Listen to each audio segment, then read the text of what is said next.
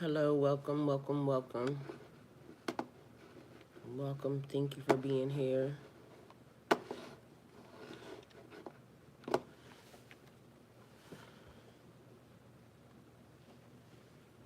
All right, so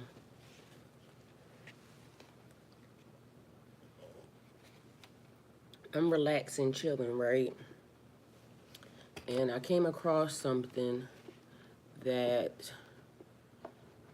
I was getting ready to look at, but when it started, it kind of started doing something to my body, like, giving me light activations and things of that nature. And I don't know where these channels just came from out of nowhere, but my timeline has,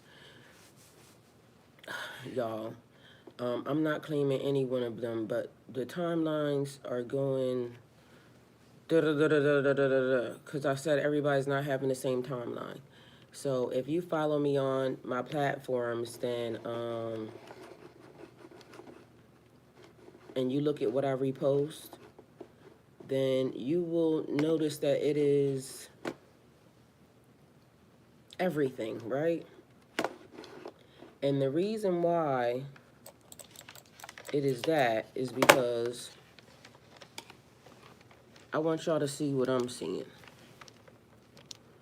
And be mindful of when the conversation is observe, don't absorb. Observe, don't absorb. So take the things that are, you know, that do that light thing to you. Take those things, the things that are, see it, acknowledge the fact that, it's happening on a timeline, and keep it pushing. Because remember what I said, you're new here. And so is everybody else, honestly, because of the fact that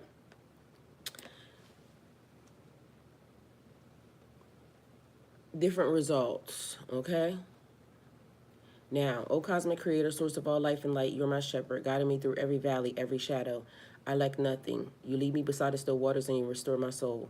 In your presence I find peace and strength, for you're with me always. Your rod and staff comfort me, and your love prepares the path before me, even in the face of adversity. Grant me the serenity to embrace what I cannot change, the courage to change what is within my power, and the wisdom to discern the difference as I walk each day in faith. In the presence of your infinite grace, I am unafraid, for your kingdom flows through me as it does all creation. With deep gratitude, I give thanks for the miracles already set in motion in my life. Shift what must be shifted, move what needs to be moved, and illuminate my path with your divine light. Align my heart, my actions, and my soul with your will, for I know you have already provided the strength, guidance, and blessings that I need. I release all fear, and I surrender fully to your higher wisdom. May your goodness and mercy follow me all the days of my life as I dwell in your sacred presence now and forever. Amen. All right, so today is a relaxed day, and I'm normally not here. But what's happening right now is I'm having to learn a whole lot of stuff, right? And plus observe and monitor multiple timelines as to this people's doing this people's doing this people's doing this people's doing this, and come and deliver y'all an effective message Monday through Friday, right? And so today I decided that it's Sunday. I'm still doing what I'm doing, but I can do what I'm doing on live with y'all, and y'all can be present while it's happening. And then that way, you know what I know while it's happening, and yeah, we get this together. All right, so I'm gonna just say this because I don't know if this is gonna be a product link in there or not, but it may be. So I'm gonna just put it out there now. What we're gonna be looking at, some of the stuff is gonna be from the Native American Herbalist Bible, okay? But there's other stuff. So this is just going to be the only product that's there, okay? So we're going to be referencing that. But also, the thing that is about to happen is yesterday I came and I played some videos that came to me, because if I'm supposed to watch them, then, we can reference whatever. So a video came up again from a different channel, and I'm going to go there. This information, I don't know where it came from. I don't know if it's been verified. You're listening as I'm listening, so it's new to me as it's going to be new to you. So you're going to be getting my raw response along with it, and that's just what it is. All I know is as soon as it started to, light me up, give me good energy, but also, it's some hard things to hear. But I feel like the universe is putting it here at this point in time because it needs to be referenced. And not for nothing, we all could just potentially learn something. So take it with a grain of salt. Again, it's not my information. I'm about to tell y'all where as soon as I pull it up. Again, thank y'all for being here. Anybody that shows up. I may not be saying a whole lot except for other than in case my ears say something, but we may be a little bit jumping around because whatever's being required, we're going to do it because it's so much stuff happening. And I need for all of my people that's in alignment with me to understand that you are where you are with purpose. You are where you are, but also you are where you are new and changing, because as those doors that you have already said is overdone, you are not authorized, are closing, you'll start to see more and more stuff, more synchronicities, more signs, more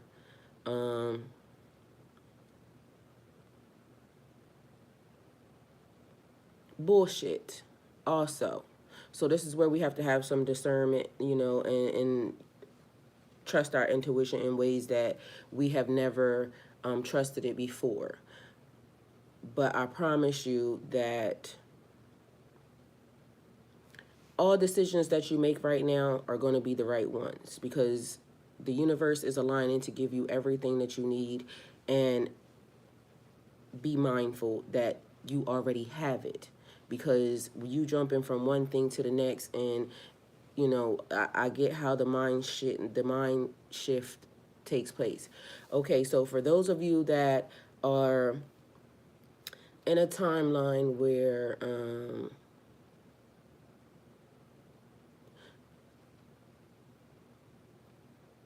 everything is super duper great and amazing, right? How are your morals and values?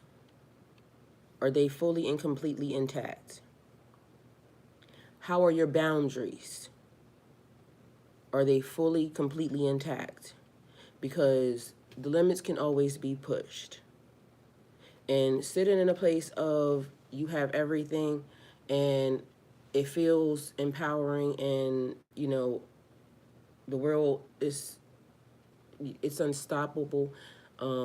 A force without no brakes is what I hear.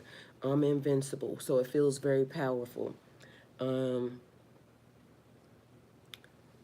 morals and values are important at this point in time because I hear it says the mightier they are, the harder they fall. But also for the ones who are morals and values intact,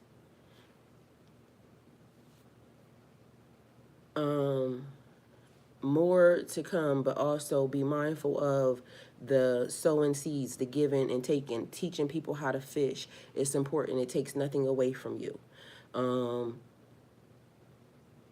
What's for you will always be for you. That saying is very important, because you will watch the universe. Anybody that has tried to step in your way and take anything or do anything, you are probably in position right now watching them people unravel, okay? And this could be happening on all different levels, so take it how it resonates, okay? This is why I'm saying I started there, because most people will say, well, I'm not in this position, I'm not in this position, I'm not in this position. You are in the position. So everything that you need for where you are right now, you have already. Are you utilizing it? Are you using it the way that it could be used?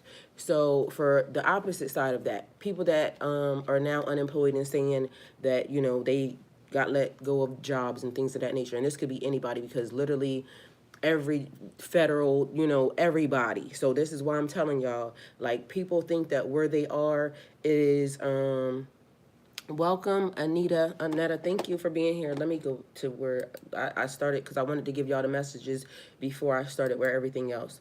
So, welcome. Thank you for being here. All right, let's see. She says she's from North McDonald. Hold on, I can't. Let me see. Macedonia. Okay, I see it. Let's see. I think that's what she said. Let me see. Girl, look. I'm missing a device today. And so, and then, oh my God. Listen. Let's see.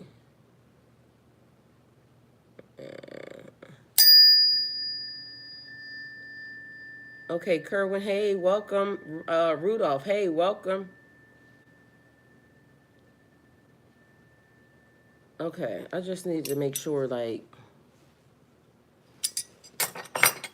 because it's a lot, right, going through my brain right now. And so this is unwinding. So I got to remember. We did that. So I can see y'all. Now I'm going to go see if I can find where the video is that I was looking at. And this little boy's eyes are so piercing, like... Okay, so what else do I need to tell y'all? I don't want to forget the messages that I'm supposed to give y'all. Okay, so wherever you are, it has purpose. Yesterday, my timeline was so... Y'all, out of nowhere, somebody is now teaching people how to...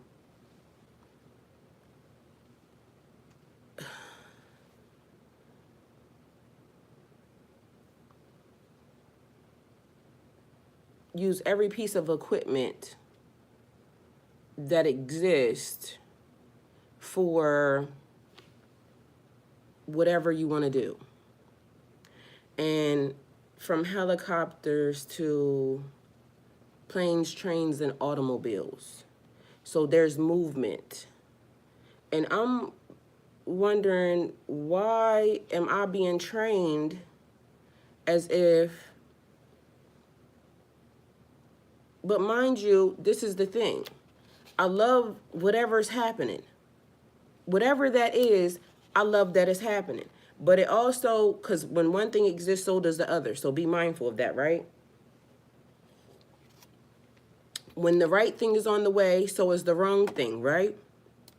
So let's be mindful that the information, as I said before, has not been checked. So it's a lot of things being put out into the atmosphere that could or could not potentially be true.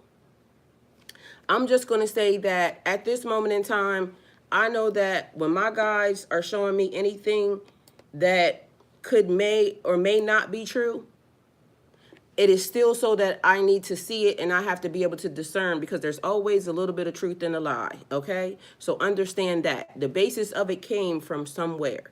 So as spiritual people, we have to learn and know, because a lot of us have already learned, this is how we know, that question everything. Question everything. And a lot of it won't feel right to you. Question everything. Because even when you think you know something, something else pops up that could change everything. Mind you, you can't believe nothing on this timeline. Remember I said this is it's the most honest timeline, but it's the most lying, cheatingest, scammingest. Again, you would say, how does this exist along with this? Because this always exists with this, as above, so below. You got to be able to see both sides of the situation at the same damn time. This is how you maneuver through this, whatever this is, okay? So this is from a page called Rituals of Silence, because we didn't see them yesterday. Why all these types of, whatever is happening right now is showing up. It has me very, it's making us very aware. So again, take what you need. Don't put anything into your system. Do not insert anything into your system that does not ring to your system as the truth. you will know. Your body's going to tell you. So as you're listening, be mindful. None of this has been, checked. None of this has been confirmed or denied. I don't even know who these people are. The picture is what got me, and I wish y'all could see the picture. It is 1862 Mississippi, the slave boy that science couldn't explain. The story of impossible survival. I clicked into it. I think I'm at 4 minutes. It did something to my body instantly. And I was laying in the bed, very comfortable. And my spirit said, come and share it with y'all. So here I am, looking how I'm looking, sitting how I'm sitting. So I'm going to be comfortable. And y'all don't judge me. I won't judge y'all. Y'all be in y'all business. I'm going to be in my business. But I'm going to tell y'all what I hear and what I know from it. And chime in the chat. Twitch and YouTube, I have both of y'all pulled up at the same time. So wherever you are, just know that I shouldn't have put YouTube. I can move y'all over so I can see chats, Twitch's chat a little bit, but yeah. So wherever you tuned in from, okay, I can see both of y'all. I love y'all. Thank y'all for being here. Thank you for trusting me to be your guide today. And be mindful that anything that I say to you, please fact check it, because I don't want to go up into the gates with anybody else's business on my list. So as a student, a teacher, a guide, all of the above, I love y'all, and I just don't want to go to hell for giving y'all anything that y'all should not have received. So there's that. That's my disclaimer. And I'm going to find what I need to find in this lovely book right here, because it has a thing that I wanted y'all to, it talks about practical healing, that you could use. Like, for instance, the fever, and it gives you everything about the fever, and then it gives you the ingredients to make the teas, and it gives you several of them. So I'm gonna see if I can find one that can be played up here, so then that way it can read it and I can just still be relaxing, okay? So, hey Athena, love you. Hey Sunny, welcome. Thank you for being here. I love you. All right, so y'all, this is what 1862 Mississippi, the slave boy that science couldn't explain, the story of the impossible survival. The page is rituals of silence. I don't know them, not affiliated with them. I'm listening to it the same way y'all are, okay? I love y'all. Let me rewind this shit. Beat down mercilessly on the Whitmore plantation in the Mississippi sun beat down mercilessly on the Whitmore plantation in the summer of 1862, its rays cutting through the humid air like molten steel. The cotton fields stretched endlessly, white bowls dotting the landscape like scattered bones under a blood-red sky. The sound of metal striking earth echoed rhythmically as dozens of enslaved hands worked the unforgiving soil, their backs bent under the weight of another day's labor. Among them, a boy of no more than 12 moved with careful precision. Samuel, though the overseers called him nothing but boy, had learned early that survival meant invisibility. His dark skin glistened with sweat as he dragged the heavy cotton sack behind him, his small fingers working quickly to avoid the overseer's whip. "Move faster, boy," the voice of Jeremiah Colt, the plantation's head overseer, cracked like thunder across the field. My grandpa hadn't cleaned his driveway in 20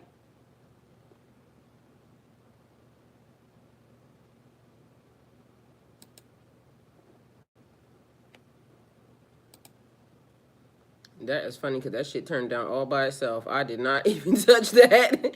Yo.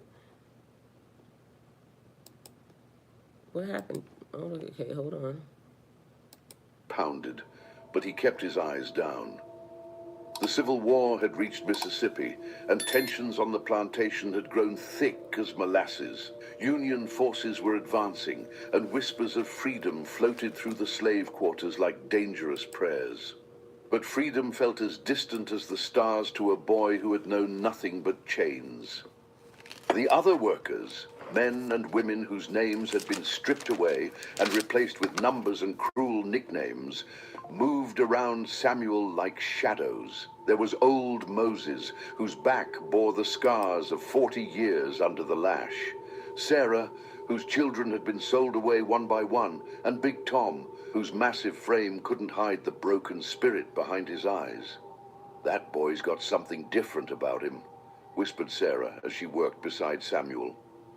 Her voice was barely audible above the rustling cotton. "Been watching him since he was knee-high. Ain't natural how he keeps going."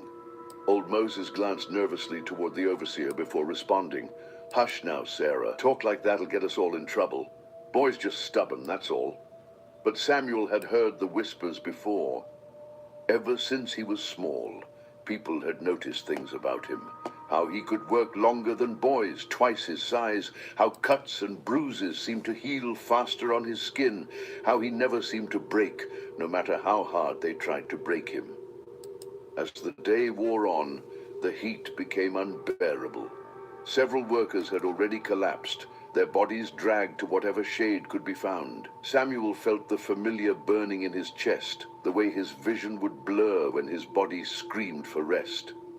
But something inside him, something he couldn't name, always pushed him forward. The plantation house loomed in the distance, its white columns stark against the darkening sky. From its windows, Samuel could sometimes see the silhouette of Master Whitmore, a man whose cruelty was legendary even among plantation owners. The master's wife had died the previous winter, some said from shame at her husband's brutality, others from the fever that had swept through the county. Samuel. The voice belonged to Mama Ruth, the oldest woman in the quarters. She had appeared beside him as if from nowhere, her ancient eyes fixed on his face. "You listen to me, child. Storm's coming, can feel it in my bones." Samuel looked up at the clear sky, confused. "Don't see no clouds, Mama Ruth."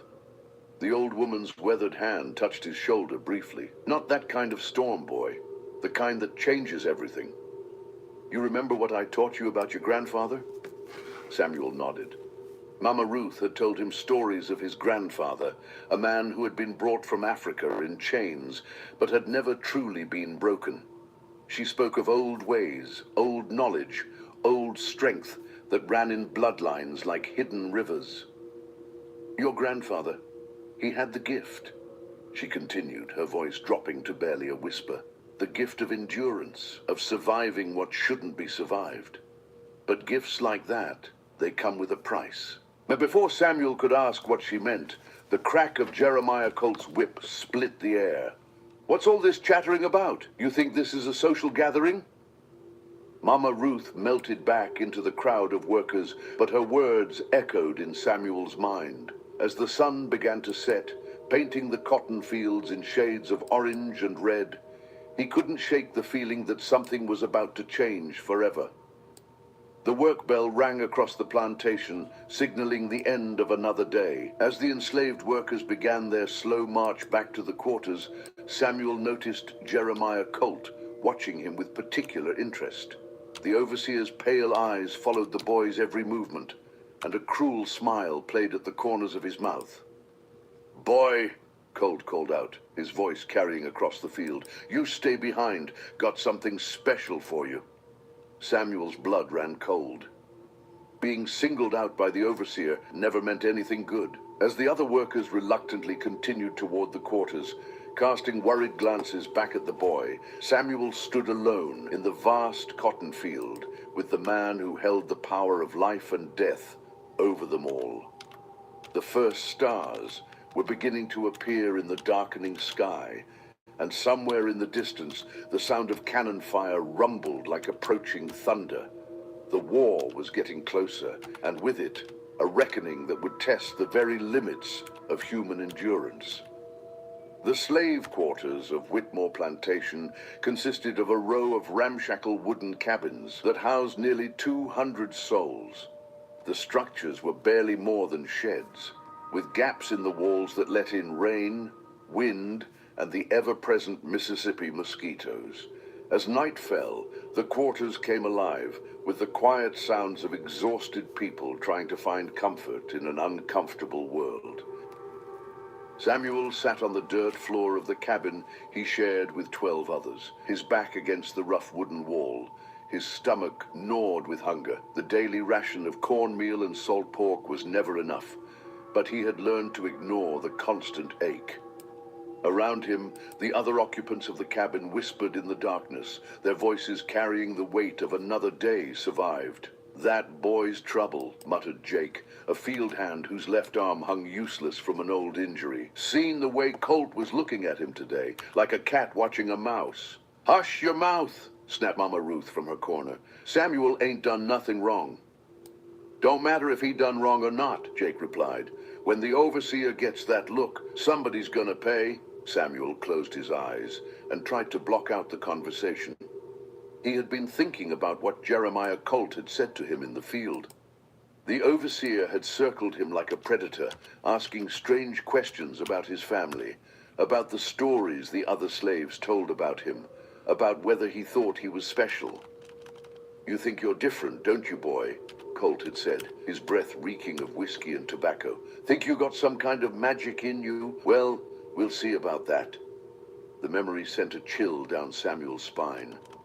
He had learned early in life that being noticed was dangerous, that standing out in any way could bring swift and brutal punishment. But lately, it seemed impossible to remain invisible. A commotion outside the cabin interrupted his thoughts. Voices were raised in anger, and the sound of boots on dirt grew closer. Samuel's heart began to race as he recognized the heavy footsteps of the overseers making their... I just got one thing to say. Does any of this ring familiar as to one of the timelines that's happening?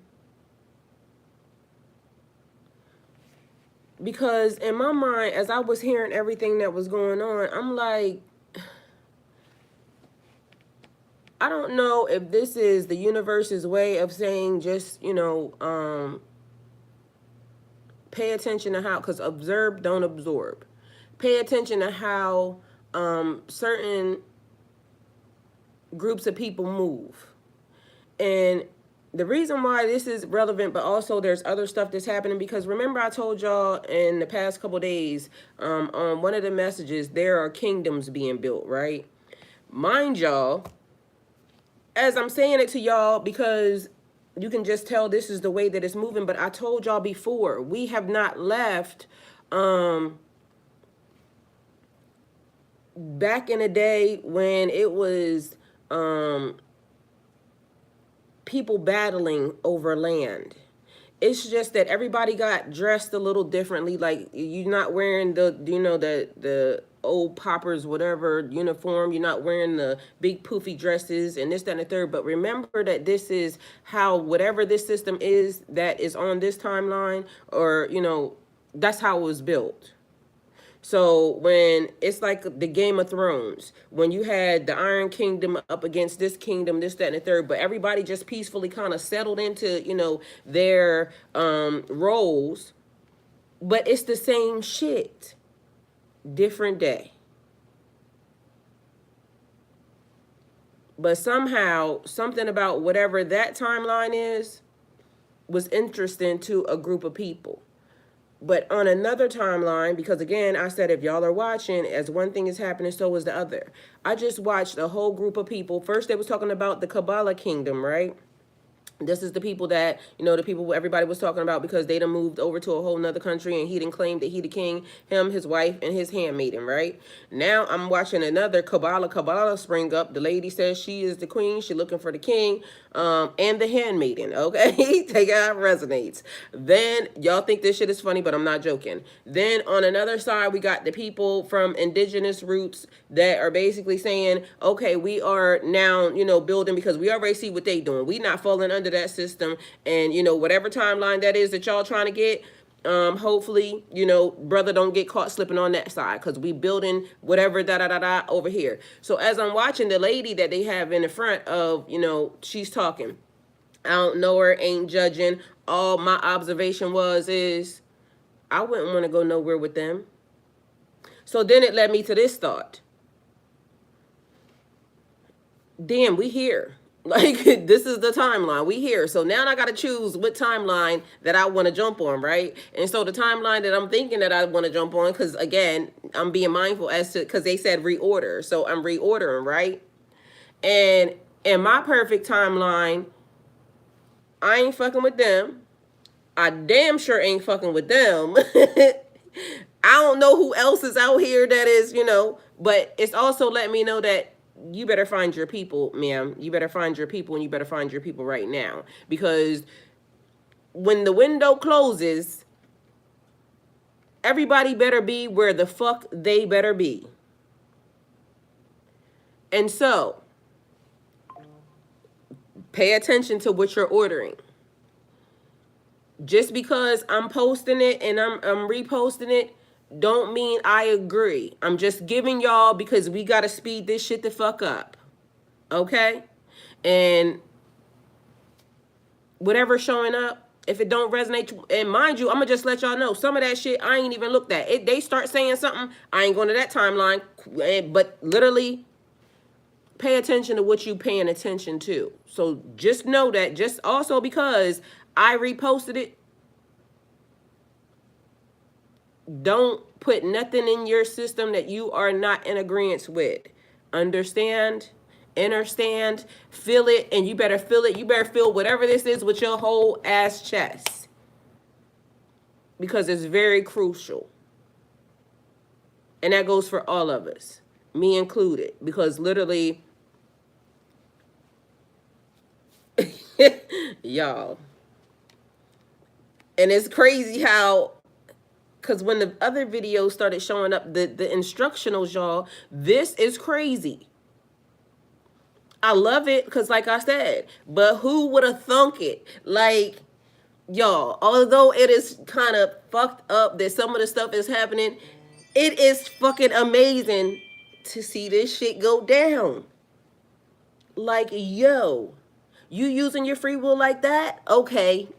Now I see what's good. Why did we not know that? Fuck it. This lady said yesterday, and mind you, out of the mouths of babes, the kids are telling the fucking stories. I don't know. Oh my God, my dreams were so amazing last night.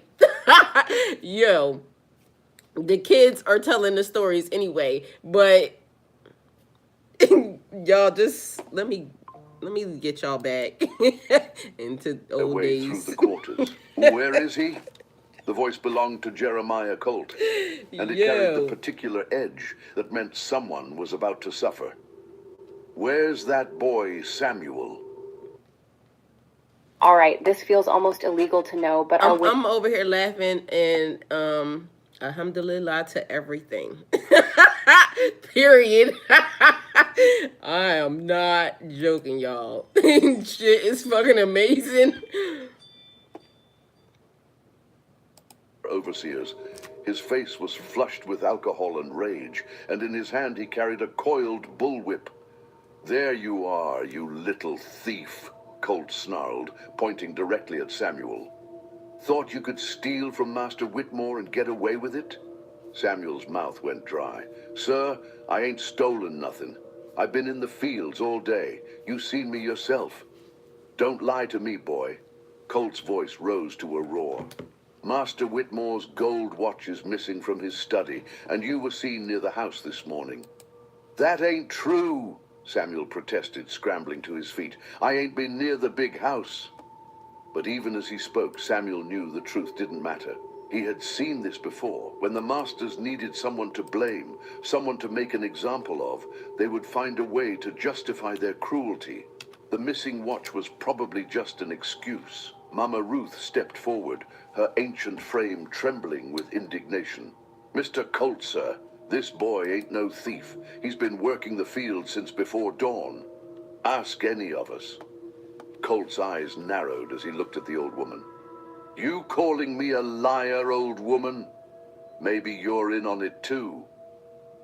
Maybe the whole lot of you are thieves. The tension in the cabin was thick enough to cut. Samuel could see the fear in the eyes of the others, the way they shrank back from Colt's rage. He knew that if he didn't do something, the overseer's wrath would fall on all of them. Please, sir, Samuel said, stepping forward, if something's missing, I'll help look for it. But I swear on my life, I ain't taken nothing that don't belong to me. Colt studied the boy for a long moment, his pale eyes glittering with malice. Your life, you say? Well, that's interesting, because that's exactly what you're going to stake on this. The overseer turned to his companions. Take him to the whipping post. We'll get the truth out of him one way or another. As rough hands grabbed Samuel's arms, Mama Ruth's voice rose above the chaos. You leave that boy alone. He ain't done nothing. But her protests fell on deaf ears. Samuel was dragged from the cabin and into the night, his bare feet scraping against the hard-packed earth. Behind him, he could hear the sounds of the other slaves being forced back into their quarters, doors slamming shut like coffin lids. The whipping post stood in the center of the quarters, a thick wooden beam that had witnessed more suffering than any structure should. Countless backs had been broken against its rough surface. Countless screams had echoed from its base. As Samuel was forced to his knees before it, he could almost feel the weight of all that pain pressing down on him. Strip him, Colt ordered, and Samuel felt his rough shirt being torn from his back. The night air was cool against his skin, raising goosebumps along his arms and shoulders. Now then, boy, Colt said, walking slowly around the post. I'm gonna ask you one more time. Where is Master Whitmore's watch? Samuel raised his head, meeting the overseer's gaze with as much courage as he could muster. I don't know, sir. I ain't seen no watch. Colt's smile was cold as winter. Wrong answer. The first lash of the whip cut across Samuel's back like a line of fire. The boy bit down hard on his lip to keep from crying out, tasting blood as the leather tore into his flesh. The second blow followed quickly, then the third, each one adding to the growing network of wounds across his back. Where's the watch? Colt demanded between lashes. Don't know, Samuel gasped, his voice barely audible. The beating continued, each blow more vicious than the last. Samuel's vision began to blur, and he could feel warm blood running down his back and pooling in the dirt beneath him. But something strange was happening. Even as the pain threatened to overwhelm him, he felt that familiar presence inside him, that inexplicable strength that had always been there. This boy's tougher than he looks, one of the other overseers commented. Most would be begging for mercy by now. Colt paused, breathing heavily from his exertions. Is that so? Well, let's see just how tough he really is. The overseer reached into his coat and pulled out a small glass vial filled with a clear liquid. Samuel had heard whispers about such things, salt water mixed with other substances, designed to make wounds burn like the fires of hell. Hold him steady, Colt ordered, and Samuel felt hands gripping his arms and shoulders. Let's see if this loosens his tongue. As the liquid hit his torn flesh, Samuel's world exploded into agony. The pain was beyond anything he had ever experienced, beyond anything he thought possible. His body convulsed against the restraining hands, and a scream tore from his throat that seemed to echo across the entire plantation. But even as the pain consumed him, Samuel held on to one thought: he would not break. Whatever was inside him, whatever gift or curse ran in his blood, he would not let them destroy it. He would survive this, just as his grandfather had survived, just as his people had always survived. The night was far from over, and the worst was yet to come.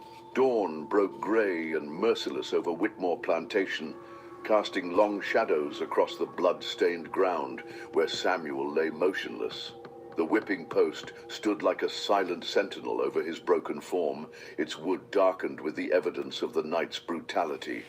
Jeremiah Colt stood nearby, his shirt soaked with sweat despite the cool morning air, his breathing still labored from hours of relentless punishment. "Stubborn little bastard," Colt muttered, wiping his brow with a dirty handkerchief. The whip in his other hand was slick with blood, its leather strands hanging like crimson ribbons in the pale light. Samuel's back was a canvas of destruction. Deep gashes crisscrossed his flesh from shoulders to waist, some so deep that white bone was visible beneath the torn muscle. His wrists, bound to the post with rough rope, were raw and bleeding from his struggles. Blood had pooled beneath him, soaking into the hard-packed earth until it formed a dark, sticky mud. Dr. Nathaniel Morse, the plantation's physician, knelt beside the boy's still form. His weathered hands moved carefully over Samuel's wounds, his face grave with professional concern.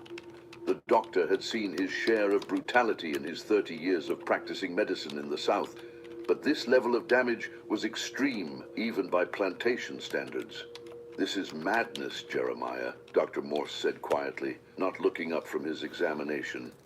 "The boy's lost too much blood. These wounds, some of them have severed muscle completely. He needs immediate medical attention." Colt spat into the dirt, his pale eyes cold and unforgiving. "Boy's a thief and a liar. He gets what he deserves." "He's dying," the doctor said bluntly. "Without proper treatment, he'll be dead within hours, maybe less." "Good," Colt replied. "Save us the trouble of feeding him." Dr. Morse finally looked up, his expression a mixture of disgust and professional frustration. "You've gone too far this time. Master Whitmore won't be pleased when he learns you've destroyed valuable property over a missing watch. Master Whitmore gave me permission to handle this as I saw fit," Colt lied smoothly. "Besides, the boy confessed right before he passed out." The doctor's eyes narrowed. He had known Jeremiah Colt for years, and he recognized the signs of a man covering his tracks. But arguing further would be pointless and potentially dangerous. In the current climate, with Union forces advancing and tensions running high, even a respected physician had to be careful about challenging the plantation's authority structure. "At least let me clean the wounds," Dr. Morse said. "Basic human decency? No." Colt's voice was final. "Boy stays exactly as he is. Let him think about what happens to thieves while he bleeds out." As if summoned by their conversation, Master Whitmore himself appeared, striding across the yard with the confident gait of a man accustomed to absolute power. Richard Whitmore was a tall, imposing figure in his 50s. So the pattern still remains of lack of accountability also, because have y'all been following how people on one timeline, they will do things and still try to blame somebody else knowing that they did it?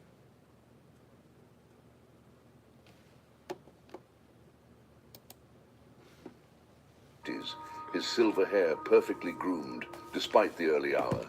His pale blue eyes took in the scene with the detached interest of someone examining livestock. "What's the situation here, Colt?" Whitmore asked, his voice carrying the cultured accent of old Southern aristocracy. "Caught the thief, sir," Colt replied, straightening his posture. "Boy confessed to stealing your watch. Gave him the punishment he deserved." Whitmore walked slowly around the whipping post, studying Samuel's motionless form with clinical interest. "Confessed, did he?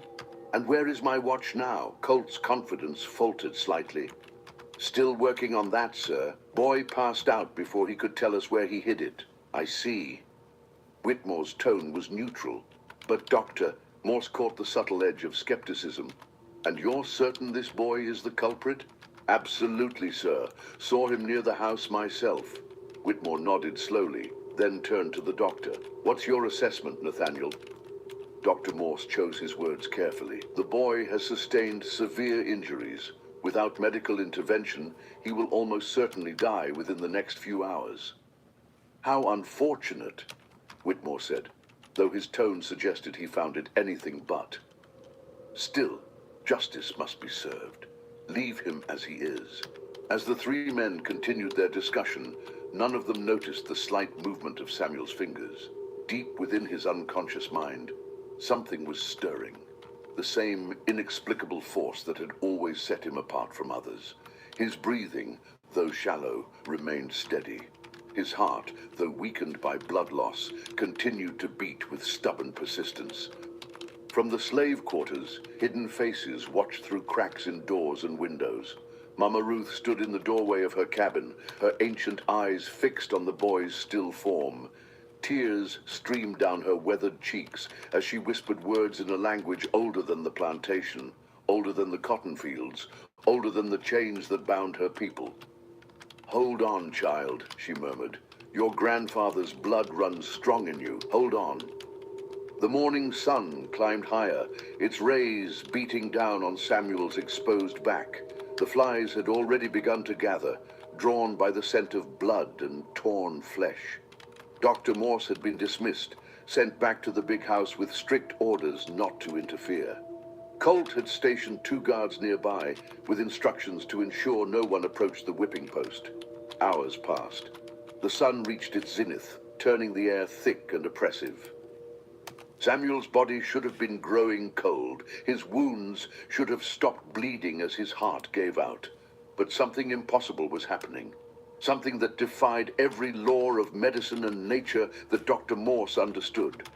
The boy was still breathing. Not only breathing, but his pulse remained detectable, weak but steady. The bleeding had slowed to a trickle, not because he was dying, but because his body seemed to be somehow conserving what blood remained. It was as if some internal mechanism was working to keep him alive against all odds. By afternoon, word had begun to spread through the plantation. Whispered conversations in the fields, furtive glances toward the whipping post, growing amazement at what they were witnessing. The boy, who should have been dead hours ago, was still clinging to life with a tenacity that seemed almost supernatural. Dr. Morse returned twice, unable to stay away despite his orders. Each time, he found Samuel's condition unchanged, critical but stable, hovering on the edge of death but refusing to cross over. It challenged everything the doctor thought he knew about human physiology. "It's not possible," he muttered to himself during his second visit. "No one survives this level of trauma without treatment. No one." But Samuel was surviving. As the sun began to set on his first day, bound to the whipping post, he remained alive, his body somehow finding the strength to endure what should have been impossible. The slaves in the quarters began to whisper of miracles, of divine intervention, of ancient powers that ran deeper than the cruelty of their oppressors. Jeremiah Colt, meanwhile, grew increasingly agitated as the day wore on. He had expected the boy to be dead by noon, his body a grim reminder to the other slaves of what happened to those who crossed the plantation's authority. Instead, Samuel's continued survival was becoming a source of unrest, a symbol of defiance that threatened to undermine the very foundation of fear upon which the plantation's control rested. As darkness fell once again, Colt made a decision that would haunt him for the rest of his days. If the boy wouldn't die naturally, then perhaps he needed additional encouragement. The second night of Samuel's ordeal was about to begin, and with it, a test of endurance that would challenge the very limits of human survival. 3 days had passed since Samuel was bound to the whipping post, and the impossible had become undeniable. The boy, who should have died within hours of his brutal punishment, was not only alive, but showing signs of something that defied all medical understanding. Doctor. Nathaniel Morse knelt beside Samuel's still form in the pre-dawn darkness, his hands trembling as he checked the boy's pulse for the dozenth time that day. "Steady," he whispered to himself, his voice filled with a mixture of awe and terror. "Still. Steady." The wounds on Samuel's back, while still horrific to behold, had stopped bleeding entirely. More disturbing still, the edges of some of the deeper gashes appeared to be slowly knitting together, forming the beginnings of scar tissue at a rate that should have taken weeks, not days. Dr. Morse had practiced medicine for 3 decades, had seen men survive seemingly impossible injuries in the war, but nothing had prepared him for this. "You're not supposed to be alive," the doctor murmured, studying the boy's peaceful face. Despite the trauma his body had endured, Samuel's breathing remained deep and regular, as if he were simply sleeping rather than clinging to life by an invisible thread. From the slave quarters, the sound of hushed voices carried on the morning breeze. Word of Samuel's survival had spread beyond the plantation, carried by field hands who worked neighboring properties and house slaves who overheard their masters' conversations. The story was growing with each telling. The boy who couldn't die, the child who defied the overseer's whip, the living miracle bound to the whipping post. Mama Ruth emerged from the quarters as she had every morning since Samuel's punishment began, carrying a small wooden bowl filled with water. The guards had been ordered not to let anyone approach the boy, but the old woman's persistence had worn down their resolve. They now allowed her to wet Samuel's lips with a few drops of water, though they watched her carefully for any sign of additional aid. "Morning, child," she whispered as she knelt beside him, her ancient fingers gentle as they touched the water to his cracked lips. "Still fighting, I see. Your grandfather would be proud." Samuel's eyes fluttered open at the sound of her voice, focusing on her weathered face with surprising clarity. "Mama Ruth," he whispered, his voice barely audible but unmistakably strong. The old woman's eyes widened in amazement. It was the first time he had spoken since the beating began, the first sign that his mind remained intact, despite the trauma his body had endured. "Hush now," she said, glancing nervously at the guards. "Save your strength." "The watch," Samuel whispered, his words so quiet that only Mama Ruth could hear them. "Hidden in Colt's own quarters. Saw him. Take it." Mama Ruth's blood ran cold. If Samuel was telling the truth, then Jeremiah Colt had orchestrated the entire incident, stealing the watch himself and framing the boy to cover his tracks. It was a level of calculated cruelty that shocked even her, despite decades of witnessing the worst of human nature. "You sure about this, child?" she whispered back. Samuel's slight nod was barely perceptible, but it was enough. Mama Ruth rose slowly, her mind racing with the implications of what she had just learned. If she could somehow prove Samuel's innocence, it might save his life. But it would also mean exposing Jeremiah Colt's deception, a dangerous gamble that could result in her own death. As the morning progressed, more people began to gather at a respectful distance from the whipping post. Field hands found excuses to work nearby. House slaves lingered longer than necessary. They wanted to when their tea, duties y'all. brought them to They the wanted to yard. know. And even some of the white overseers began to cast curious glances in Samuel's direction. The boy's continued survival was becoming a spectacle, a source of fascination and unease that rippled through the plantation's rigid social structure. Dr. Morse returned again at midday, this time accompanied by a colleague from a neighboring plantation. Dr. James Hartwell was a younger man, recently graduated from medical school in Charleston, and his scientific curiosity had been piqued by Morse's descriptions of Samuel's condition. "Extraordinary," Dr. Hartwell murmured as he examined the boy's wounds. "The rate of healing is unlike anything I've encountered in my studies. How do you explain it?" Dr. Morse shook his head grimly. "I can't. By every measure of medical science, this boy should have died on the first day. The blood loss alone should God have been will show you a fatal, miracle, won't not to he? mention Every the trauma time. to his muscular and nervous systems. And yet here he is." And we're in the midst of Dr. miracles Hartwell right now. observed, checking Samuel's pulse and finding it surprisingly strong. "His vital signs are actually improving. It's as if his body is somehow adapting to the trauma, finding ways to survive that shouldn't be possible." The two doctors continued their examination in... Can you imagine, y'all, that is the thing that happens every time. Adapting.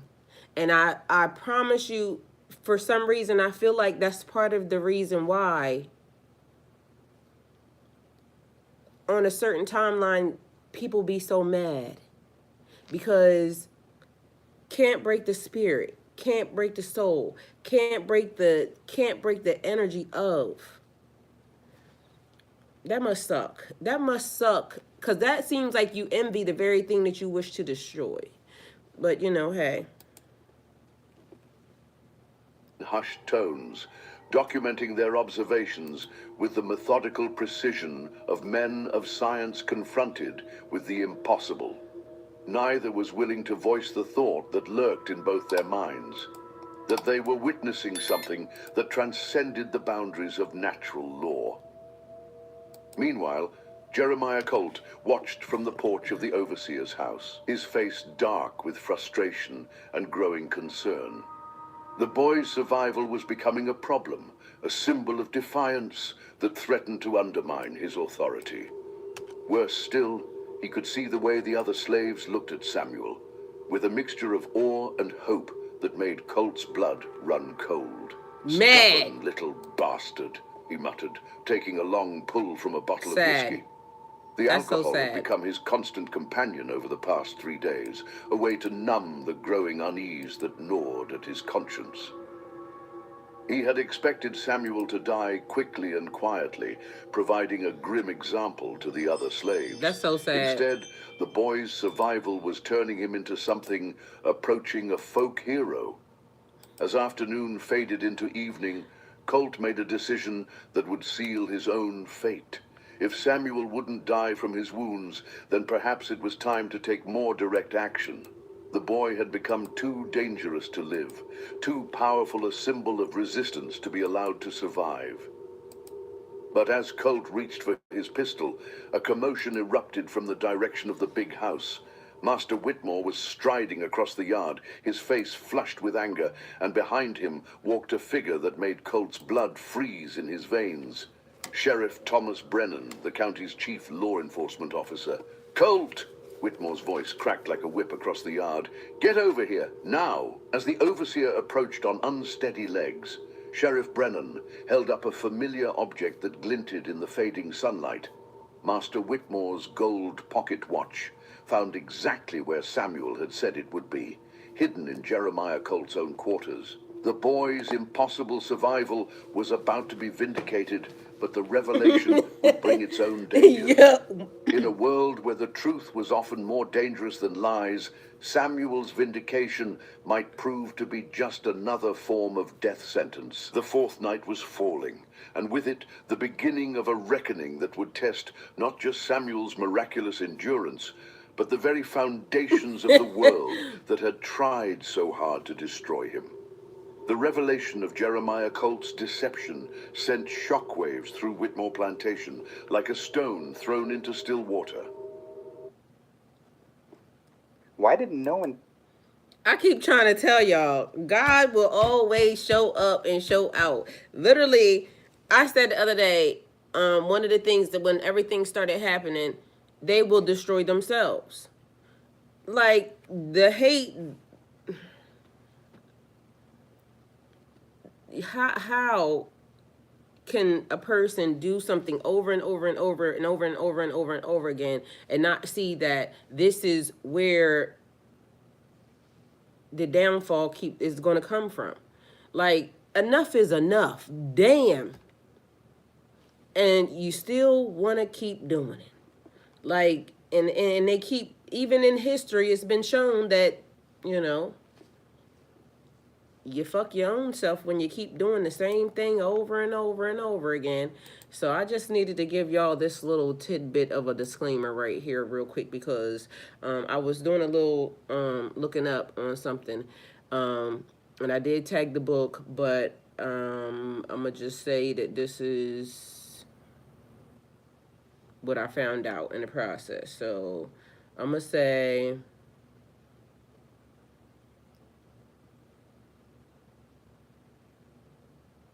what I'm supposed to say real quick. Hold on. It's like when the people call your house and then they be like, well, I have to give you this disclaimer because or they have to read it and then you just have to say yes, and then, you know. So, short disclaimer, before we begin, I want to be transparent. The book we're using, the Native American Herbalist Bible, is not written by indigenous elders, and some of it is teachings maybe more modern than traditional. We're using it here for Earth School Guide to spark learning and conversation, not as medical advice or replacement for native wisdom. Out of respect, we honor the living indigenous traditions that hold the knowledge and sacred ways, and we approach these plants with humility and gratitude. Now, I thought it was written, when they say Native American Bible, Herbalist Bible, I thought it was written by Native Americans, so, you know, it got me. But anyway, once I found out, I figured I should tell y'all, and so that's my transparency on it. It is linked, so just so you know, but I got something else. So here we are. This is, I put something in here, and I told it what I wanted to say. That's what all the typing was, right? Because I wanted it to fix my script, because I be saying stuff and, you know, be trying to help. So across time, we see the same behaviors replayed: deception, betrayal, and theft, habits that keep whole communities stuck. Those who fear change often try to hold on to old power, and sometimes multiple timelines, if we believe are clashing right now, can cause confusion. My question one is, why so much anger? Okay.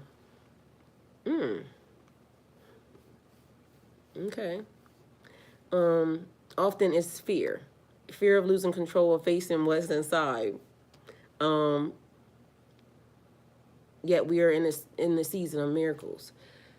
The same way God just showed a miracle with that boy, like it was so much hate, so much, you know, envy, so much da da da da da going on, and still trying to replay, you know, old timelines and things of that nature. If y'all believe any of the stories that have played or that you know about, one thing that I seem to, you know, get to pick out of the situation is that always God is going to show you a miracle. In the midst of chaos and da da da da da, something else happens. All right, so I don't know why I'm thinking of this, but yesterday I looked out my window and I was like, oh shit. That was my first thought. Because what the fuck happened? So I don't even know if we had a storm or not. I must have slept through it or something. I do remember the rain. It's a bunch of shit all over the place, and, you know, a bunch of leaves and whatnot. I look out the window and all I see is, I don't know what the fuck that is. It's big. It's a tree. It's down. It's down in a location it shouldn't be down at. My fire pit is there. I was just back there. It don't look like, but the way it looked was crazy, okay? And so because I instantly went in a panic, like, what the fuck happened? I'm sitting there, and so I'm telling my son, I'm like, come on, we got to go to the back to see what happened. Anyway, long story short, so when we get back there, it's bad, but it wasn't as bad as it looked from where I was, because I couldn't get the full scope of everything, right?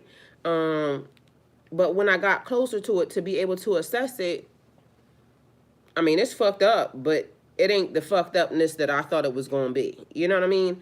Hold on, y'all.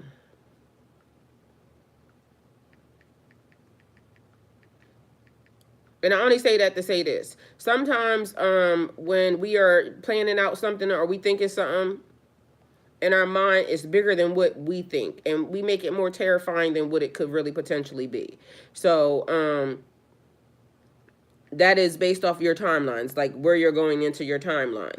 I don't know who the fuck they think want to go into whatever timeline that is, but I don't like it. But maybe it's not for me to like. So there's that. So we're in a season of miracles. Know that. Don't think that whatever you could potentially be asking for could be too much. If you can dream it, you can achieve it. All right? And even more than that, because if you can dream it, you can achieve it. Guess what? God knows so much more and has so much bigger and better in store for you. So sometimes we maybe even be thinking this and not even realize, damn, we could have had so much more. Because, I mean, the audacity of people to think that they should just be able to, you know, act this fucking way. But, you know, they do it all the time.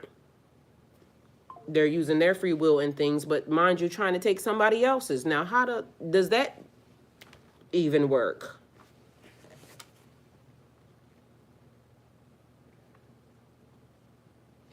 So I don't understand. I can't understand how somebody wishes to use their free will, but they don't want somebody else using theirs. Like that seems to be, you know, very much. The divine moves in mysterious ways, and new prophetic voices are rising to guide us. They will meet resistance. They will meet resistance. Not always from obvious enemies, but from those who cannot yet see beyond their own timeline, their own pain, their own situation, their own problems, their own whatever it is that they want. Even some spiritual leaders are asking difficult questions now. Honest questions can be a part of growth. So I say that because there's a pastor. I ain't gonna put my name on, my mouth on him, and I'm only using this as a reference because I ain't judging, and I don't know who told him, or you know, I don't know. It ain't my business, ain't my assignment. He did what he did. He said what he said. I didn't even see the whole clip. It could be a sound bite. But anyway, the nigga said something about Jesus being wrong half of his life. I don't know what the other part of the context was. I don't even care. I don't care. Other than one, somewhere in there, I swear it says, and I could be wrong, so we all could be fucked up in this situation.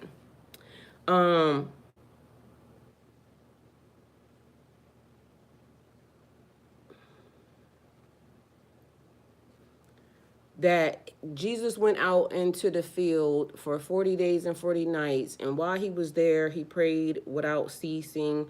This, that. Jesus was asking God if he was on the right pathway, and this and that. Now, I don't know what the conversation was because I wasn't there. I don't know who wrote that section of whatever that scripture is. I don't know, right? But I come from a long lineage of, Christian folks, this, that, and the third. They were told never, ever to question, or that's how they felt. I don't know if that's what they were told. But to me, they basically told me that. Like, you don't question nothing in the Bible. Like, this is what it is, and this is what it is. Now, I don't know if he was right and wrong in, what he said. But what I feel like, and this is just my thoughts, and they could be fucking wrong, but he put in their brain to question. That's what I'm thinking that was about. I know for a fact God is not wrong, right? God is not wrong. So in all the things that God does, God is not wrong. But Jesus is not God, right? So in my mind, if I'm thinking that Jesus is a prophet and there will be prophets that will, be around because the Messiah would, potentially fall under, and everybody seems to have their own opinion. I don't have the same opinion that everybody else has because I know that at this point in time, God is performing miracles. I'm sitting in front of y'all as a miracle. I shouldn't be here, but I am here. There's been so much stuff that has happened in life that I didn't have the strength at some points in times to say I wanted to, deal with some of the fuck shit people be having going on. But I sit in front of y'all at 49 years old, new and improved, wanting to live my life to the fullest. I feel like I have lived to this age, but I never felt alive like I feel right now. Like, with all the stuff that is happening, it is fucking amazing. Life is amazing to me right now. And no, never mind, who trying to do what or how, whatever energy, and we trying to untangle and discover, really the truth about just the one thing that I am asking God for, and I'm praying that happens, like, before anything kicks off and, you know, everything gets whatever it's going to be on whatever timeline, release the truth, release the information, be honest about everything. Be honest about everything. Allow the people to make an informed situation, not these people saying this, not these people saying this, like literally a collective universal purge into the system. This is what it is. Do you want to continue on? Do you not want to continue on? Do you want to go to this pathway? Do you want to, the people that are standing in the way of the truth being delivered, move, bitch. Get out the way. Get out the way, bitch. Get out the way. The raw, uncut truth. I don't know why y'all giving me drug dealer vibes, because all I hear is fish scale, but, you know, take it how it resonates. The real uncut truth. Give us what it is. How, like, give it. Not you touching it, like, release the system. Dump all the information, give it. Let us sort it out. Because people are rising in different ways. Give us the information, please, and thank you. So it says they will meet resistance, not always from obvious enemies, but from those who cannot yet see beyond their own pain. Even some spiritual leaders are asking difficult questions now. Honest questions can be a part of growth. We do not celebrate conflict, because no, the fuck we don't. Like, I don't want no smoke. I don't want no beef. I don't want to argue with nobody. I just want to kumbaya, you know, we are the world. Move out my way. Don't try to hinder me in no form or fashion. Allow me to just have, you know, and you see how even that word, allow. Like, move your ass out the way, please and thank you. You're not authorized to do anything else further other than get your dirty ass fingers off the information. Release it. Whatever it is to the people, whatever it is the people need to know. If we then just, you know, then float it out into da da da da da, if the people da da da da da, let the people be the judge.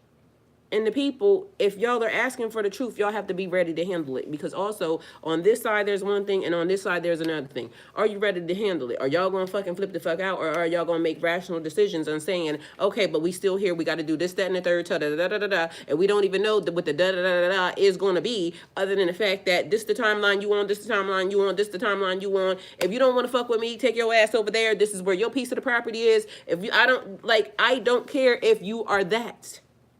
Just stop trying to hinder other, you know, situations. There are people who may wish to be a slave. Ask them to do it. But there are some people who don't want to be. There are some people that like to be told what to do. Take it how it resonates.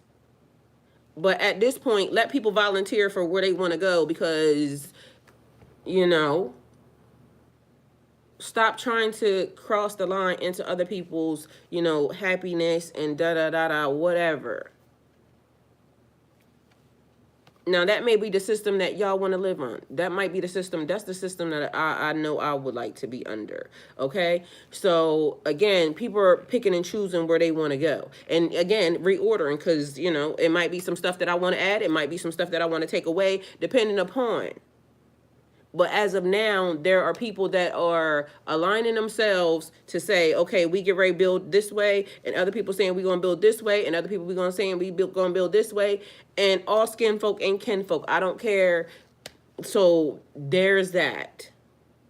But I don't want any of y'all thinking that you have to just automatically, you know what I'm saying? Like, that's not the way, because that's also still another thing. So free will is, you know, transparency. Be transparent, and let's see if, you know, people decide to join you or not. Not the underhanded, you know, whatever. So we don't celebrate conflict in no form or fashion. We don't want no smoke.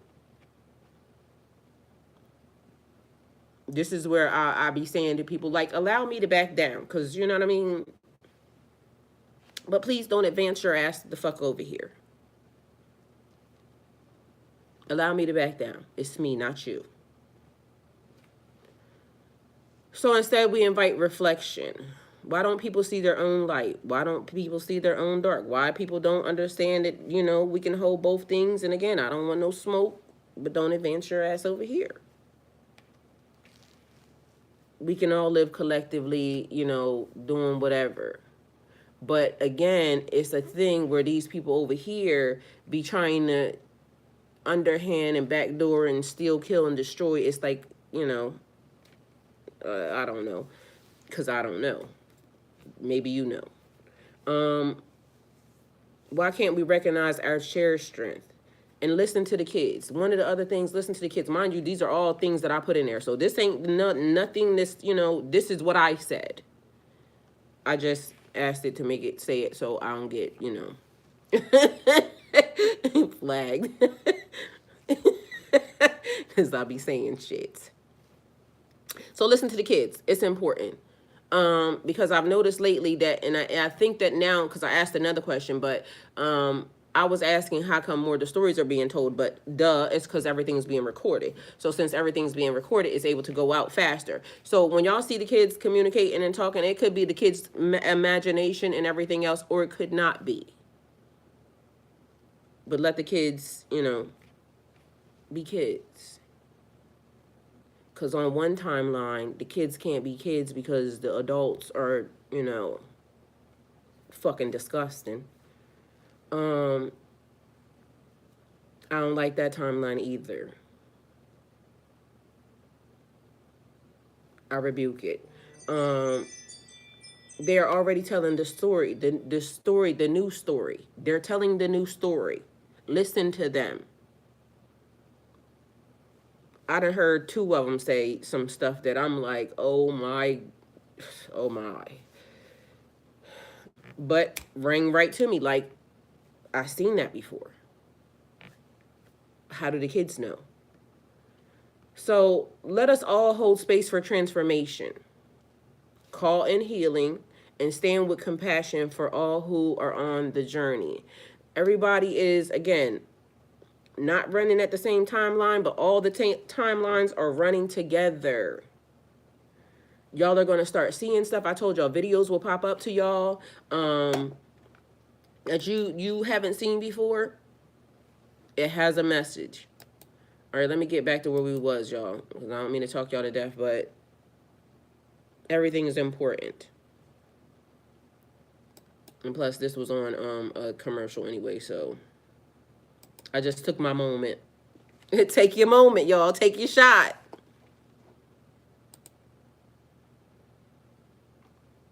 Out comparing rates and Sheriff Thomas Brennan stood in the fading daylight, holding Master Whitmore's gold pocket watch as evidence of the overseer's betrayal, while Colt himself swayed drunkenly nearby, his face a mask of desperate defiance. Found it exactly where the old woman said it would be, Sheriff Brennan announced, his voice carrying across the yard to the growing crowd of onlookers. Hidden under a loose floorboard in Colt's quarters, wrapped in a piece of cloth. Master Whitmore's face was a study in controlled fury. Richard Whitmore prided himself on maintaining absolute order on his plantation, and the discovery that his head overseer had orchestrated such an elaborate deception was both personally humiliating and professionally damaging. In a time of war, when every aspect of plantation life was under scrutiny, such scandals could have far-reaching consequences. "You lying bastard," Whitmore said quietly, his cultured voice carrying more menace than any shout. "You tortured an innocent boy to cover your own theft." Colt's bloodshot eyes darted between the sheriff and his employer, his whiskey-addled mind struggling to formulate a defense. "That boy, he's not natural, sir. You've seen it yourself. No normal child survives what he's been through. He's some kind of devil. The only devil here is you, Doctor." That is crazy. Morse interjected, stepping forward from where he had been examining Samuel. That boy has endured 4 days of torture that would have killed a grown man, and you want to blame him for your own crimes? Sheriff Brennan nodded grimly. Jeremiah Colt, you're under arrest for theft and for the unlawful punishment of plantation property. You'll be held in the county jail pending trial. As the sheriff moved to place Colt in shackles, the overseer's composure finally cracked completely. You don't understand, he screamed, pointing a shaking finger towards Samuel's still form at the whipping post. Yo, That this is what boy this ain't boy look human. like. Look at him. 4 days without food or water, wounds that should have killed him, and he's still breathing. It ain't natural. The crowd that had gathered, slaves, overseers, and even some neighboring plantation owners who had come to witness the spectacle, fell silent at Colt's words. Because as much as they might despise the man, they couldn't deny the truth of what he was saying. Samuel's survival was indeed impossible by any measure of human endurance. Dr. Hartwell, the young physician from Charleston, stepped forward with the careful precision of a man of science. That's what the boy Sheriff, looked like. if I may, I've been documenting this boy's condition for the past 2 days, and I must say that Mr. Colt, despite his obvious guilt in the matter of the theft, is not entirely wrong about the unusual nature of the boy's survival. All eyes turned to the doctor as he continued. By every measure of medical science, this child should have died within hours of his punishment. The blood loss, the trauma, the exposure, any one of these factors should have been fatal. Yet not only has he survived, but his wounds are healing at a rate that defies explanation. Master Whitmore's eyes narrowed as he studied Samuel's motionless form. What exactly are you suggesting, Doctor? I'm not suggesting anything supernatural, Dr. Hartwell said carefully. But there are documented cases in medical literature of individuals who possess unusual physiological traits, enhanced healing, resistance to trauma, extraordinary endurance. Perhaps this boy is simply one of those rare cases. From the crowd of slaves, Mama Ruth stepped forward, her ancient frame trembling with a mixture of fear and determination. If I may speak, Master Whitmore, sir. Whitmore looked surprised at the old woman's boldness, but nodded for her to continue. That boy's grandfather, he was brought from Africa when I was just a child, Mama Ruth said, her voice carrying clearly across the yard. The old folks, they said he had the gift, the ability to endure what others couldn't. They said it ran in bloodlines passed down from father to son. Superstitious nonsense, Dr. Morse muttered, but his voice lacked conviction. Maybe so, Mama Ruth replied. But that boy's been different since the day he was born. Stronger, tougher, able to work longer than children twice his size. And now, you've all seen what he can survive. Sheriff Brennan looked uncomfortable with the direction the conversation was taking. Regardless of the boy's unusual constitution, the fact remains that he was falsely accused and brutally punished. Justice demands that he be released and given proper medical care. Absolutely not, Master Whitmore said firmly. The boy is my property, and I'll decide what happens to him. Sir, Dr. Morse interjected, the boy needs immediate medical attention. His survival thus far is remarkable, but he's still critically injured. Whitmore studied Samuel for a long moment, his calculating mind weighing the various factors at play. The boy's survival had already become the subject of widespread discussion, and word was spreading to neighboring plantations and beyond. In the current climate, with Union forces advancing and the institution of slavery under increasing pressure, such attention was unwelcome. Very well, Whitmore said finally. Cut him down and take him to the medical quarters.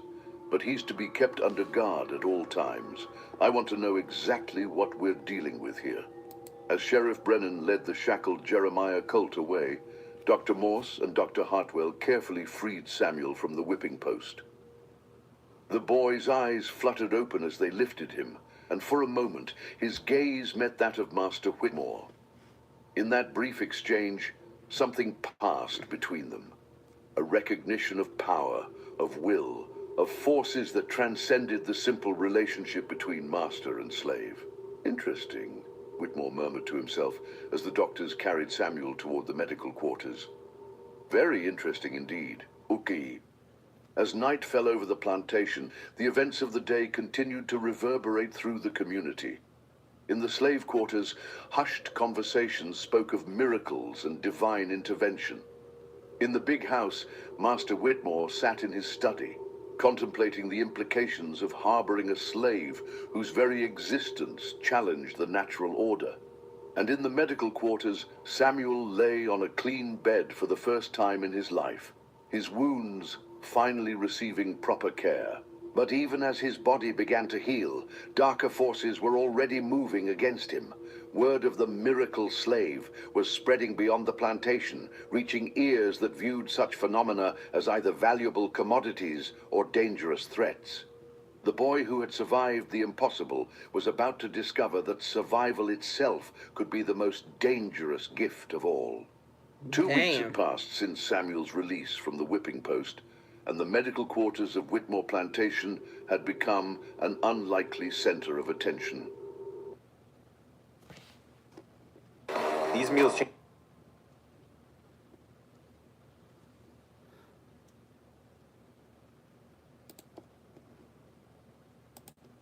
Dr. Morse and Dr. Hartwell had established a makeshift laboratory in the adjacent room, documenting every aspect of Samuel's recovery with the methodical precision of men confronting the impossible.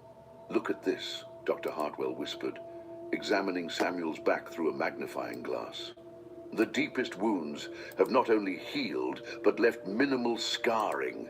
In some cases, the skin appears stronger than before the injury occurred."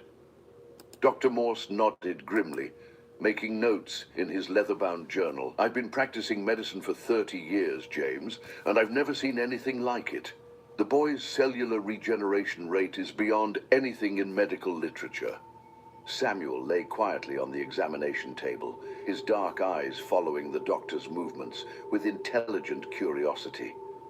Despite the trauma he had endured, his mind remained sharp and alert. He had learned to listen carefully to the conversations around him, understanding that his unusual condition had made him the subject of intense scrutiny. "The muscle tissue has not only repaired itself, but appears to have increased in density," Dr. Hartwell continued. "It's as if his body is adapting, becoming stronger in response to the trauma." Through the window, Samuel could see the cotton fields where he had once worked, now tended by other hands, while he remained confined to the medical quarters. Master Whitmore had ordered that he be kept under constant guard, ostensibly for his own protection, but clearly also to prevent his escape. The boy had become too valuable and too dangerous to be allowed his freedom. A commotion outside interrupted the doctor's examination. Voices were raised in heated discussion, and the sound of multiple horses approaching suggested the arrival of important visitors. Dr. Morse moved to the window, his expression growing troubled as he observed the scene unfolding in the plantation yard. "We have company," he announced, "and I don't think they're here for a social call." 3 carriages had arrived at Whitmore Plantation, their occupants emerging with the purposeful movements of men on serious business. Samuel recognized Sheriff Brennan among them, but the others were strangers, well-dressed men whose bearing suggested wealth and authority. Leading the group was a tall, distinguished gentleman in his 60s, his silver hair perfectly groomed, and his expensive clothing marking him as a man of considerable means. Behind him walked 2 younger men, one carrying a leather satchel that suggested medical training, the other bearing the unmistakable bearing of a military officer despite his civilian clothes. "Dr. Aldrich Pemberton," Dr. Morse said quietly, recognizing the lead figure. "One of the most prominent physicians in the South. What could he possibly want here?" The answer came soon enough as Master Whitmore led the group toward the medical quarters. Samuel could hear their voices growing closer, their conversation carrying the weight of serious business. "Unprecedented case," Dr. Pemberton was saying as they approached. "If the reports are accurate, this could revolutionize our understanding of human physiology." "The reports are accurate," Master Whitmore replied. "I've seen it with my own eyes. The boy survived injuries that should have been fatal, and his recovery has been nothing short of miraculous." The door to the medical quarters opened, and the distinguished visitors filed in, their eyes immediately focusing on Samuel with the intensity of scientists examining a rare specimen. Dr. Pemberton approached the examination table with measured steps, his pale blue eyes studying every detail of the boy's appearance. "Remarkable," he murmured, his voice carrying the authority of decades of medical experience. "May I examine him, Doctor?" Morse nodded reluctantly, stepping aside to allow the renowned physician access to his patient. Dr. Pemberton's examination was thorough and professional, his experienced hands checking Samuel's pulse, examining his healing wounds, and testing his reflexes with practiced efficiency. "Extraordinary," Dr. Pemberton announced after several minutes. "The muscle density, the rate of cellular regeneration, the cardiovascular efficiency, all far beyond normal human parameters." The military officer stepped forward, his interest clearly piqued. "Doctor, in your professional opinion, could these abilities be replicated, enhanced, controlled?" Samuel felt a chill run down his spine at the man's words. The Motherfucking implications right. were clear. They weren't just interested in studying his condition, they wanted to exploit it.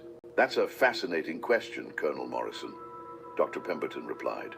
"With proper study and experimentation, it might be possible to understand the mechanisms behind these abilities, perhaps even to enhance them further." Master Whitmore's eyes gleamed with avarice. "Gentlemen, I think we should discuss the terms of any such arrangement. The boy is, after all, my property." "Indeed," Dr. Pemberton agreed. "We're prepared to make you a very generous offer for the purchase of this specimen. Our research facility in Richmond has the resources to conduct a proper scientific study." Samuel's blood ran cold as he realized what was being discussed. He was being sold, not as a slave to work in fields or houses, but as a laboratory subject to be fucking studied, lab rat. tested, Hey, and Miss Kelly. experimented upon. The thought of being trapped in some medical facility, subjected to endless examinations and procedures, filled him with a terror deeper than anything he had experienced That at is the whipping crazy. post. "Doctor," Morse stepped forward, his face flushed with indignation. "Gentlemen, this is a human being we're discussing, not some laboratory animal. The boy has already endured more trauma than any person should have to bear." "The boy is property," Colonel Morrison replied coldly. "And in times of war, all resources must be utilized for the greater good. If his abilities can be understood and replicated, it could provide significant advantages to our forces. The Confederacy is fighting for its very survival," Dr. Pemberton added.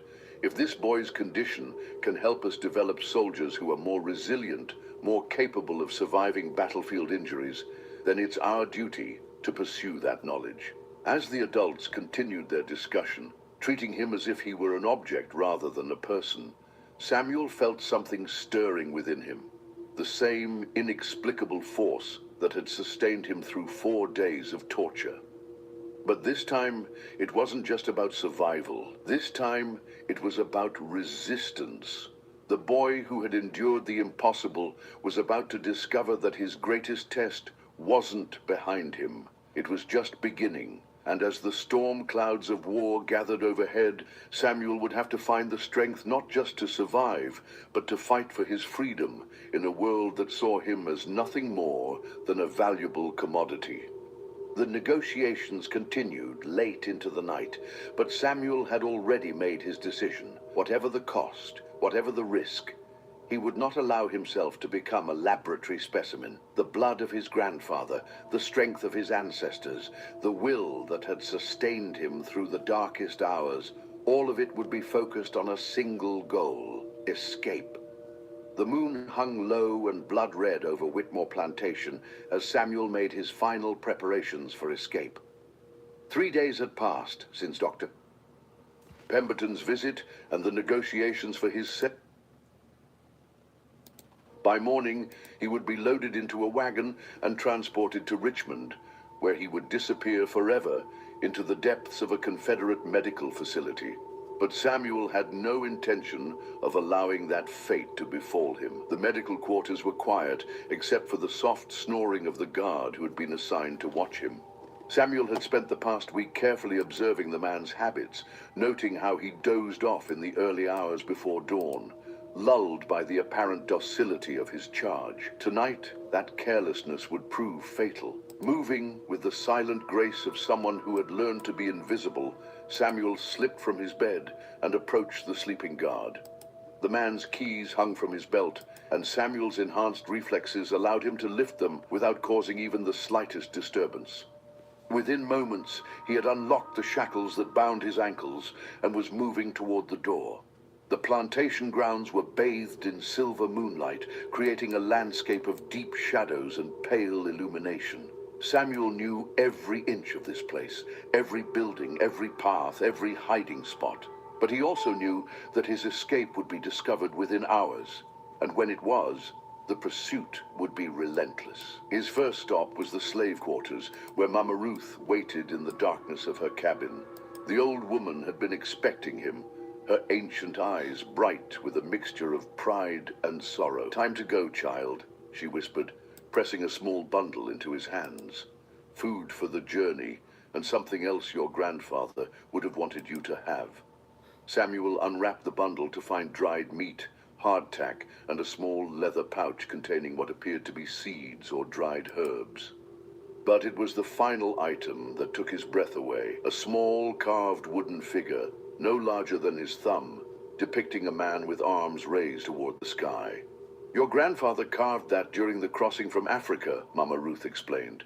"Said it would protect his bloodline, keep the old strength alive in his descendants. Reckon you're gonna need all the protection you can get." Samuel clutched the carving tightly, feeling a warmth spread through his fingers that seemed to pulse in rhythm with his heartbeat. "Thank you, Mama Ruth, for everything." "Don't thank me yet, child. You got a long road ahead, and they ain't gonna give up easy. But you remember what I told you. Your grandfather's blood runs strong in you. Trust in that strength, and it'll see you through." Samuel embraced the old woman briefly, then slipped back into the night. His next destination was the overseer's quarters, where Jeremiah Colt's replacement kept the plantation's weapons. If he was going to survive in the wilderness, he would need more than just his unusual constitution. The new overseer, a man named Pike, was known for his heavy drinking, and Samuel found him passed out at his desk with an empty bottle beside him. The weapons cabinet was locked, but Samuel's enhanced strength made short work of the flimsy mechanism. He selected a hunting knife, a small pistol and ammunition, along with a coil of rope that might prove useful. As he prepared to leave the quarters, Samuel paused at Pike's desk, where a map of the surrounding area lay spread out. His eyes traced the various routes leading north toward the Union lines that represented his only hope of true freedom. The journey would be treacherous, through swampland and hostile territory, but it was his only chance. A sound from outside froze Samuel in place, the soft whinny of a horse, followed by the creak of leather and the jingle of spurs. Someone was approaching the overseer's quarters, and Samuel realized with growing horror that his escape had been discovered sooner than expected. "Pike!" The voice belonged to Master Whitmore himself, and it carried the sharp edge of anger and urgency. "Wake up, you drunken fool! The boy is gone!" Samuel's mind raced as he looked for an escape route. The quarters had only one door, and Whitmore was approaching it rapidly. The windows were too small for him to fit through, and there was nowhere to hide in the sparsely furnished room. But as panic threatened to overwhelm him, Samuel felt that familiar presence stirring within him. The inexplicable strength that had sustained him through the whipping post, the resilience that had amazed the doctors, the power that ran in his bloodline like a hidden river. This time, however, it manifested in a way he had never experienced before. Time seemed to slow around him, his senses becoming preternaturally acute. He could hear Whitmore's footsteps on the wooden porch, could smell the man's cologne and the lingering scent of his evening cigar. Most remarkably, he could sense the exact moment when Whitmore would reach for the door handle. Moving with fluid precision, Samuel positioned himself behind the door just as it swung open. Whitmore stepped into the room, his attention focused on the unconscious Pike, and Samuel slipped out behind him like a shadow. By the time the plantation owner realized what had happened, the boy was already disappearing into the darkness. "There!" Whitmore's shout echoed across the plantation grounds. "He's heading for the woods! Sound the alarm!" The plantation erupted into chaos as bells began ringing and torches flared to life. Samuel could hear the baying of bloodhounds being released from their kennels, their keen noses already picking up his scent. He had perhaps a 10-minute head start before the pursuit began in earnest. Samuel ran through the cotton fields with supernatural speed, his enhanced physiology allowing him to maintain a pace that would have exhausted a grown man. Behind him, the sounds of pursuit grew louder, shouting voices, barking dogs, the thunder of hoofbeats as mounted overseers joined the hunt. The edge of the plantation bordered a vast swampland that stretched for miles toward the north. It was treacherous territory, filled with quicksand, venomous snakes, and alligators, but it also offered the best chance of losing his pursuers. Samuel plunged into the murky water without hesitation, feeling the cool liquid close around his legs as he waded deeper into the marsh. The bloodhounds reached the water's edge and began circling in confusion, their scent trail lost in the stagnant pools. Samuel could hear the frustrated curses of the overseers as they realized their quarry had escaped into terrain where horses were useless and men could easily become lost forever. "He's in the swamp!" someone shouted. "We'll never find him in there!" "Then we wait," came Master Whitmore's cold reply. "Post guards at every exit point. The boy has to come out eventually, and when he does, we'll be waiting." But Samuel had no intention of coming out the way he had gone in. Using his enhanced strength and endurance, he began the grueling journey through the heart of the swampland, navigating by the stars and trusting in the ancient wisdom that seemed to flow through his veins like liquid fire. Hours passed as he made his way through the treacherous terrain, his body adapting to the challenges with the same miraculous resilience that had sustained him through the whipping post. When venomous snakes struck at him, their fangs seemed to barely penetrate his skin. When he stumbled into quicksand, his enhanced reflexes allowed him to escape before being trapped. When exhaustion threatened to overwhelm him, that inexplicable inner strength pushed him forward. As dawn broke over the Mississippi wilderness, Samuel emerged from the northern edge of the swampland, miles from Whitmore Plantation and closer to the Union lines than he had ever been. His clothes were torn and muddy. His body bore new cuts and bruises, but his spirit remained unbroken. In the distance, he could hear the faint sound of cannon fire, the ongoing civil war that had torn the nation apart. But for Samuel, that sound represented hope. Somewhere beyond the horizon lay freedom, and he would reach it or die trying. The boy who had survived the impossible was now free, carrying within him not just the strength of his ancestors, but the promise of a future where his extraordinary gifts could be used for something greater than mere survival. And period. The road ahead would be long and dangerous, but Samuel had already proven that he could endure anything the world threw at him. As he disappeared into the morning mist, heading north toward an uncertain but hopeful future, the legend of the slave boy who couldn't be broken began to spread throughout the South. Some would call it a miracle, others would dismiss it as superstition, but all would remember the story of Samuel, the boy whose impossible survival had challenged the very foundations of a world built on cruelty and oppression.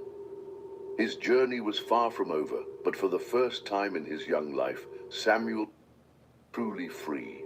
And that freedom, won through suffering and sustained by an inexplicable strength, would prove to be the most powerful force. So that was actually a pretty good story. I mean, it speaks to, determination.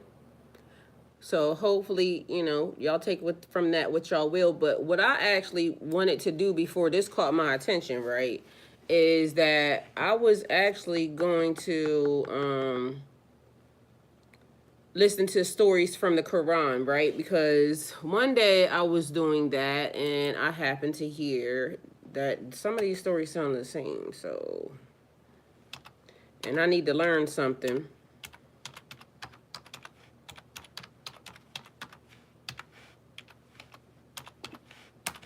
But somehow that caught my attention, and then everything else that was, happening and going on.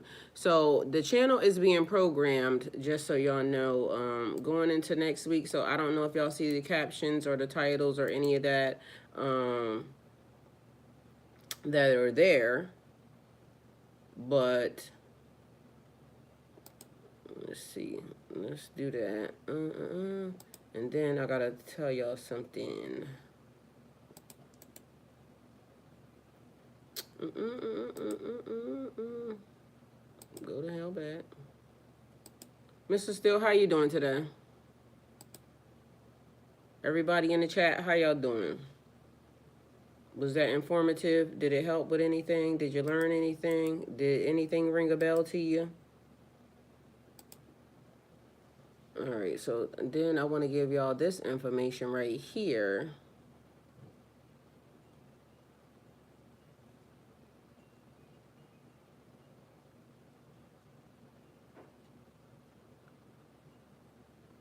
All right, where am I at? Right here. All right, so the thing that I was going to give y'all is a honey ginger tea.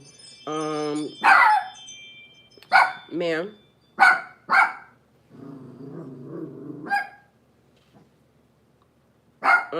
Ginger's antioxidant and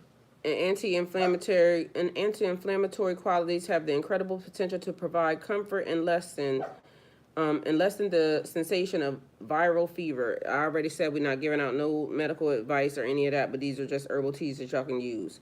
Honey's antibacterial qualities help fight infections and relieve coughs. So the ingredients is ginger, 1 teaspoon, one teaspoon of honey. Directions: boil 1 teaspoon of grated ginger and hot water in a cup for approximately 5 minutes to relieve viral fever. Filter the mixture, add a teaspoon of honey.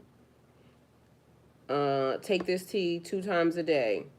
Then they have another one. It says yields 1 3/4 cups of herb mix dry, enough for 14 to 24 pints of tea. These soothing, and put it in a refrigerator. It reduces tension and discharge heat without igniting other fire if the fever is too intense to bear. I'm gonna just say make sure you consult your physician and all of these things, but they have another one that has this is the one. It has 1/2 a catnip flower, dried leaf, a 1/2 cup of elderflower, dried, a 1/2 cup of peppermint leaf, dried, a pint of boiling water, a 1/4 cup of wild lettuce leaf, and stalk, dried. So you combine all the herbs in a medium-sized mixing dish. Keep the container sealed. Prepare a hot infusion water. 1 to 2 teaspoons of herbs in the mixture in a miniature glass jar. Fill the pot halfway with boiling water. Cover and steep for 20 minutes or until cool. Drink this tea at a little lower temperature than normal. So then they have another one that has 1 teaspoon of ground ivy leaves, 1 teaspoon of angelica root, 1 teaspoon of barberries, a teaspoon of yarrow dried, peppermint leaves, blue vervain leaves, a cup of boiling water, a teaspoon of catnip. Combine everything on the list. Put the tablespoon of the mixture in the cup. Pour boiling water over it. Soak for 30 minutes. Drain. Take a cup every day. All right, so it's a couple different tea flavors that are in here, but these are flavors to reduce fever, which is something that's, common and normal and, happens. Again, consult your physician. There is, we talked about the HVs the other day, the STD something or another. They have immune system cold sore, compress and things of that nature in here supposed to be, you know, utilizing natural herbs. Again, I already gave y'all the disclaimer. They got a cold sore compress in here. They got a cold sore balm in here. They got a cold sore tea in here. They have cold sore mouthwash in here. So let me move on to the next section. Then we're gonna go over to Mr. Steele. Are you still there? Because I asked you how was you doing. Where was I going, y'all? Let me see. To the next thing. So the story, what I found, let me see, where's that? It's either, I got two options right now in front of me. One is 25 Prophets, and we was talking about prophets, so I think I'm gonna choose that one since that's the first one that came up. Then it says the full story of the Quran, so I'm gonna go with that. I'm gonna go with the prophets just to see, you know, what they got to say, because as of now, There's mom calls me dad. Even though the hadiths mention that 124,000 prophets were sent, only 25 of them are named in the Quran. We have some knowledge about these prophets. From the Quran, from Hadith. Even though the hadiths mention that 124,000 prophets were sent, only 25 of them are named in the Quran. We have some knowledge about these prophets. From the Quran, from hadiths, and even from earlier books like the Torah and the Bible. However, many people don't know about the nations they were sent to, the regions they lived in, and where those places are today. In this video, we will take a short but educational journey through who these 25 prophets mentioned in the Quran were, where they were sent, and where those lands are now in today's world. They were human beings just like us. They had families, they had desires, but they dedicated their lives to their mission. Allah mentioned their names in the Quran. I don't know if we can listen to this one, because this one seems like whatever that is behind it, I don't know if that's music or what, but we not gonna do that, because we trying to learn something here, and if it gets muted, that ain't learning nothing. I don't know what's up with these people and these The Quran is a book they that the same holds... people, so we just gonna bypass them and find somebody else. Get somebody else to do it. All right, let's see what you need to. Matter of fact, let me rotate this, because that's probably the thing that I didn't do. Let's see what we supposed to see. I just let it pop up on the first thing that was there. That's still the first thing that would pop up. I'm gonna have to watch that, not on here, because that ain't gonna work.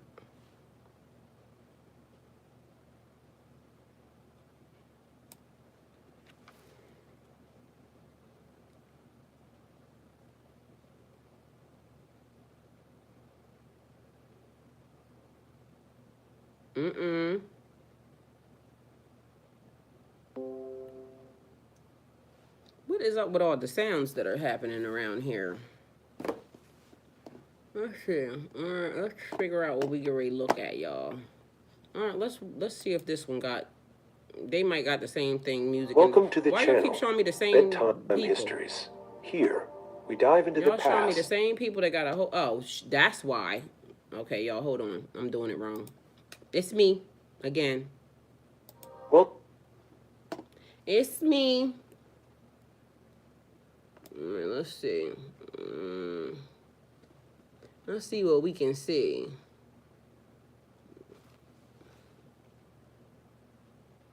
Uh-oh.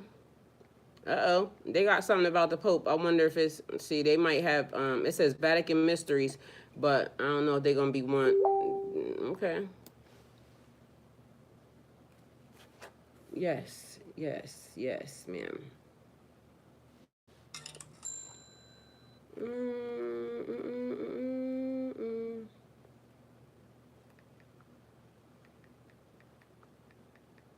Period.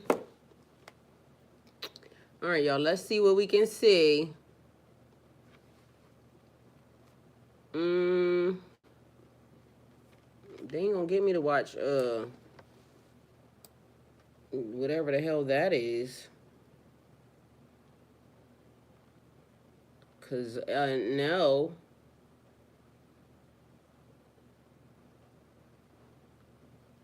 All right, y'all. I guess I gotta go because I gotta watch this, and this is the only thing that's showing. It keeps showing me the same thing. So, okay, y'all. Some weird, random shit just happened, right?